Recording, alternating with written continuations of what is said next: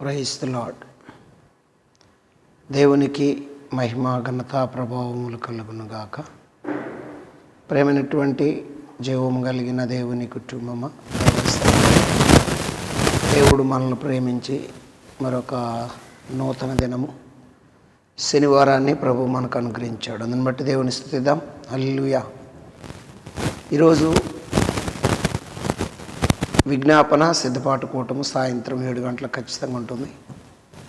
అందరూ పాలిభాగస్తులు కావాలని ప్రేమపూర్వకంగా మనవి చేస్తున్నాను. దేవుళ్ళారా, రండి. ఈ దినం కొరకు పరిశుద్ధాత్మదేవుడు మనకు సిద్ధపరిచిన వాక్య భాగాన్ని చదువుకొని క్లుప్తంగా దైవ ధ్యానము చేద్దాం. రండి. పౌలు తిమోతికి రాసిన పత్రిక 2వ పత్రిక 4వ అధ్యాయము 7-8 వచనాలు చదువుకుందాం.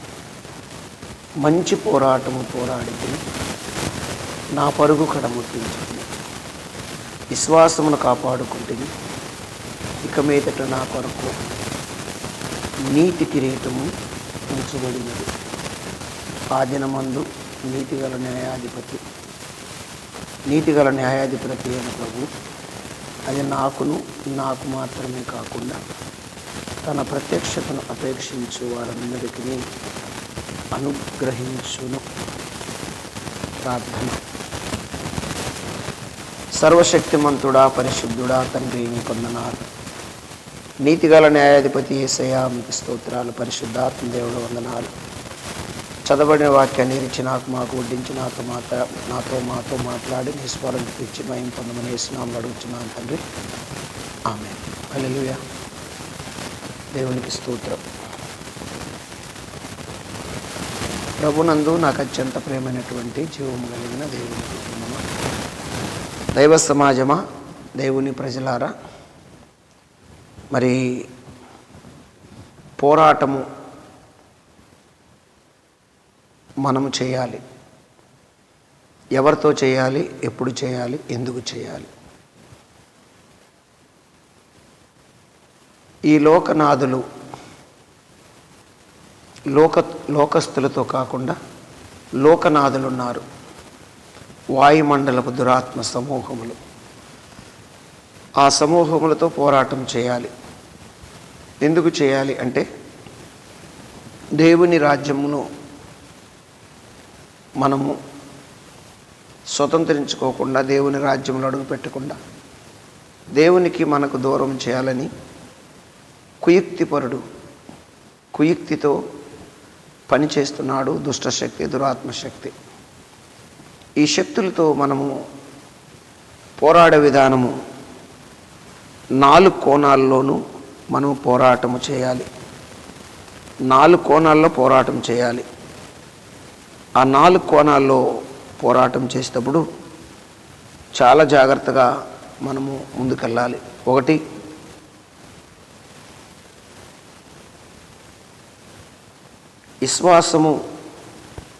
విశ్వాసమును కాపాడుకుంటూ పోరాటం చేయాలి. తర్వాత నీతి కిరీటము ఉంచబడినదని ఎరిగి పోరాటం చేయాలి. నీతిగల న్యాయాధిపతి ప్రభు ఒక్కరికే కాదు, ఆ ప్రత్యక్షత కలిగిన వారందరికీ అనుగ్రహించబడుతుందని పోరాటం చేయాలి. ప్రత్యక్షత కలిగి పోరాటం చేయాలి. విశ్వాసం కలిగి నీతి కిరీటం కొరకు యుక్తిగలటువంటి అంధకార చీకటి శక్తిని గమనించి ప్రయాణము చేస్తూ పోరాటం చేస్తూ ముందుకెళ్తే మనము మంచి పోరాడిన వారం అవుతాము. మంచి పోరాటము పోరాడితేని నా పరుగు కడముట్టించి తిని. పరుగు ఎక్కడికి? మన పరుగు అంటే గురి యొద్దకి మన పరుగు. మొట్టమొదటిది పరుగు, 2వది విశ్వాసము, 3వది నీటి కిరీటము, 4వది ప్రత్యక్షత. ఈ 4 కోణాల్లో ఎవరైతే పోరాడగలుగుతారో, ఎవరైతే పని చేయగలుగుతారో, ఎవరైతే ప్రయాసపడగలుగుతారో వారు ఖచ్చితంగా విజయం సాధిస్తారు ఆధ్యాత్మిక జీవితంలో అని లేఖనము సాక్ష్యం ఇచ్చుచున్నది. చూడండి, యోహాను రాసినటువంటి మొదటి పత్రికలో ఒక మాట మనకు కనబడుతుంది. యోహాను రాసిన మొదటి పత్రిక 5వ అధ్యాయం 19వ వచనంలో, ఈ లోకమంతా దుష్టునికి అప్పగించబడిందని రాస్తే ఏమంటాడంటే, మనము దేవుని సంబంధమనియు లోకమంతయు దుష్టుని యందు ఉన్నదనియు ఎరుగుదము. మనము సత్యవంతుడైన వానిని ఎరగవలనని దేవుని కుమారుడు వచ్చి మనకు వివేకము అనుగ్రహించి ఉన్నాడని ఎరుగుదము. మనము దేవుని కుమారుడైన క్రీస్తునందు ఉన్నవారమై సత్యవంతుని యందున్నాము. ఆయన నిజమైన దేవుడును నిత్యజీవమై ఉన్నాడు. దేవునికి స్తోత్రం కలుగునుగాక. అంటే పోరాటం చేసేటప్పుడు దుష్టుడితో, ఈ లోకము వాడికి అప్పగించబడింది. ఈ లోక అధికారి వాడు, దుష్టుని చేతిలో లోకం ఉంది. కాబట్టి మనము చాలా జ్ఞానం కలిగి ఈ 4 కోణాల్లో పోరాటం చేయాలని పరిశుద్ధాత్మదేవుడు మనకు తెలియచేస్తున్నటువంటి మాట. అపోస్తుల కార్యాలు 26:18 కూడా ఒక మాట మనకు కనబడుతుంది. అపోస్తుల కార్యాల గ్రంథము 26వ అధ్యాయము 14వ వచనంలో చూస్తే అక్కడ పౌలు భక్తుడు ఏమంటున్నాడో మనకు అర్థమవుతుంది. ఏమని రాయబడిందంటే, మేమందరమును నేల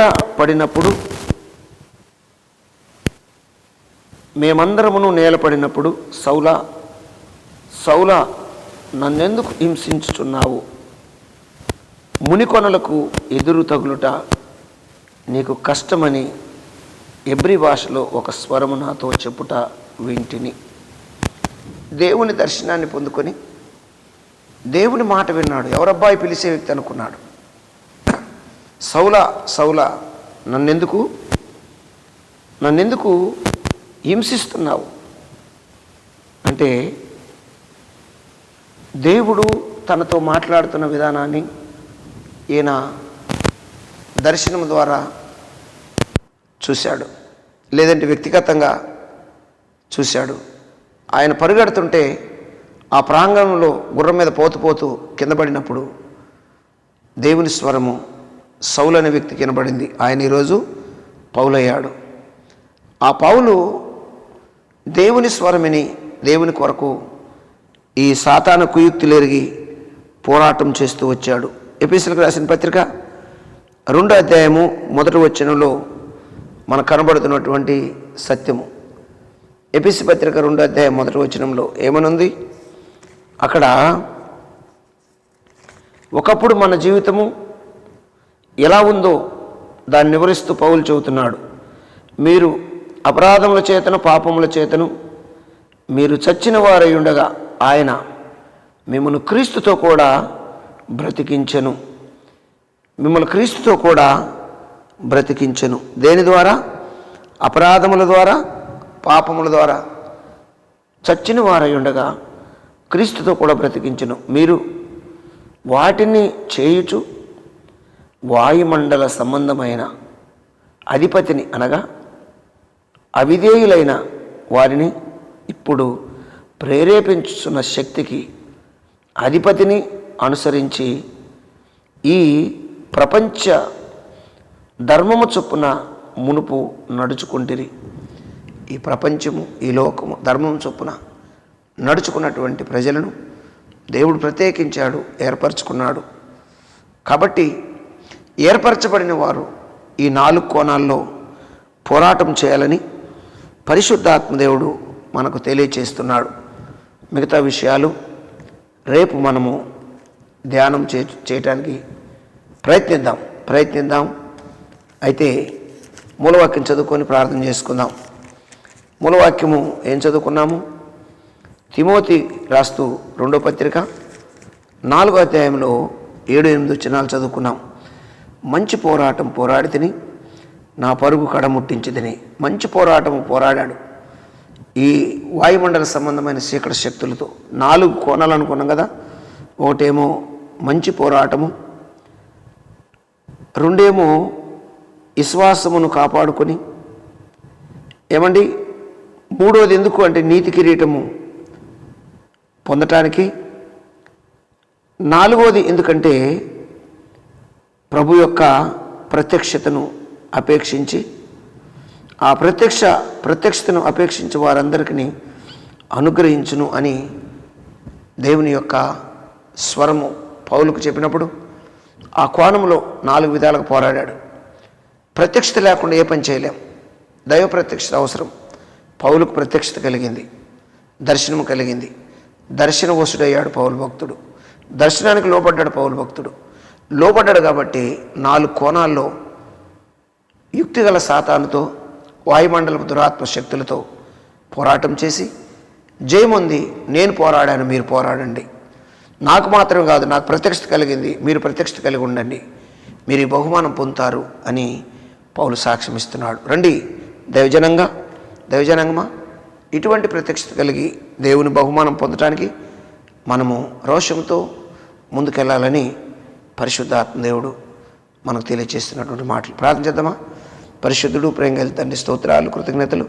ఎత్తబడిన వాక్యం అందరికి అర్థమయ్యేలా కృప చూపించి, అందరి హృదయాల్లో ముద్రించి, నీ కొరకు పోరాటం చేయటానికి, నీకు లోబట్టడానికి, విశ్వాసం కలిగి ఉండటానికి 4 కోణాల్లో ఈ యుక్తి కలిగిన సాతానుతో పోరాడటానికి మీ అభిషేక జ్ఞానం పిల్లలకి ఇచ్చి, నీ పిల్లలందరికీ ఇచ్చి, నీ సేవకులందరికీ ఇచ్చి నడిపించి మహిమ పొందమని మన పాసను చేర్చుకోమని యేసు నామములో స్తుతించి ప్రార్థిస్తున్నాను తండ్రి. ఆమేన్. God bless you. దేవుడు మిమ్మల్ని దీవించును గాక. ఆమేన్.